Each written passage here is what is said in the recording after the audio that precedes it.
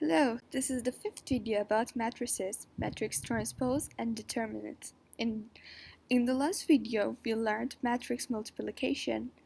Now, let's get started to our new topic. To transpose a matrix is essentially flip it. For example, if we want to transpose matrix X, then what we have to do is make every single row a column and every column a row. If the first column is 7, 3, that means the new first row is 7, 3. The second column is 4, 1, which becomes the second row, and 6, 8 becomes the final row. It has the ability to turn a row vector into a column vector. This means y will become like this: 11, 2, 3, 6, 9, 4. It's very simple, but it's easy to forget what that t means.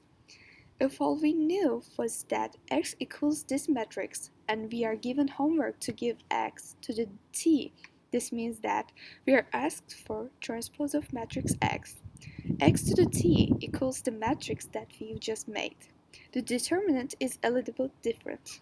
The determinant of a matrix means that a single numerical value that describes the value of whole matrix. We can use it in various ways. For instance, it can tell you if a matrix is singular or not. If a matrix is singular, it means it cannot be inverted.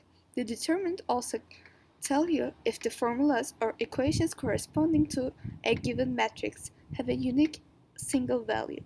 If we want to calculate the determinant, you have to combine all of the numbers into one value.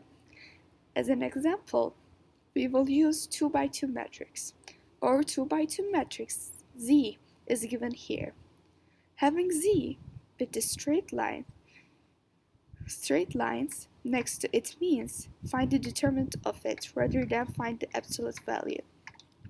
To find the determinant of Z, we first have to multiply all of the numbers in this direction, which is 7 times 1, and subtract the numbers going in the other direction, which is minus 6 times 3.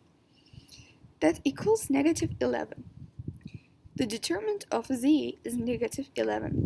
It gets much complicated, however, when you work with larger matrices. Let me write for you. This is called matrix K. Is more general. We are not going to use numbers, since it's 3 by 3 matrix rather than 2 by 2 matrix. We have to go in this direction 3 times. To make this somewhat simpler, what I like to do is add 2 more columns in the side that just repeat the first 2 columns. What we do is we will go all way to first. I have A, E, I all multiplied together, then added to it the next diagonal F, E, F, G, and add to that the third diagonal C, D, H. Now subtract C, E, G. Subtract A, F, H, and subtract B, D, I. The number that these returns is your determinant. If the determinant equals 0, that means that there is no unique solution and the matrix is a singular matrix. Calculating a determinant by hand can get extremely complicated very quickly.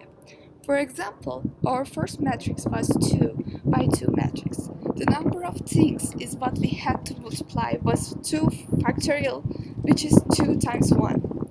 When we hit a 3 by 3 matrix, that is 3, which is 6 things to calculate. If you have a 4 by 4 matrix, then you have to calculate 24 different diagonals.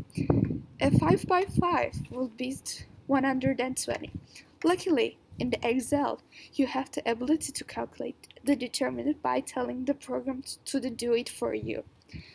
You do not have to worry about calculating 120 diagonals.